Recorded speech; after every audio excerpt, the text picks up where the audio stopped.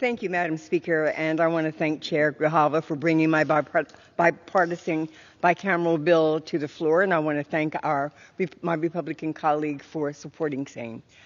H.R. 6201, the National Liberty Memorial Preservation Act, would extend authorization of the National Liberty Memorial, a monument to honor the Black and Indigenous soldiers who risked everything in the name of the American experiment. If not for the sacrifices of Black and Indigenous soldiers, we may not be the independent nation that we are today. By the time the Continental Army marched to victory in Yorktown, these soldiers made up a quarter of George Washington's forces. I'm willing to bet that many Americans don't know this, and because until recently, I certainly didn't. That's because at best, the teaching of the Revolutionary War fails to highlight the contributions of soldiers of color, and at worst, it actively whitewashes them. To wipe these soldiers from the story of our independence is to falsify the historical record. In our current moment, where fundamental truths about our history are under attack, we must right this wrong. Black and Indigenous soldiers sacrificed too much to be erased from the narrative of our nation's war for independence. I authored the National Liberty Memorial Preservation Act on their behalf.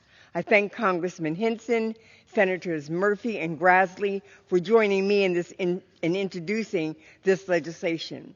I also thank National Liberty Memorial Fund, DC, for agreeing to build the memorial. I hope that in addition to educating the public and honoring soldiers of color, this memorial will illustrate the importance of teaching the complete, honest truth about our history.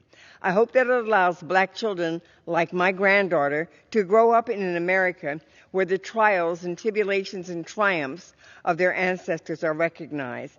By telling the full story of our past, we can pave the way for a more inclusive future.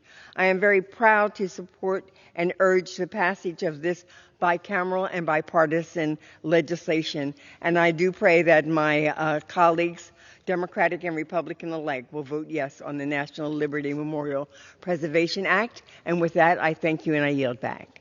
Gentlewoman from New Jersey yields back. The question is, will the House suspend the rules and pass the bill H.R. 6201 as amended? Those in favor say aye. Those opposed, no. In the opinion of the chair, 2/3 being in the affirmative, the rules are suspended, the bill is passed, and without objection, the motion to reconsider is laid on the table.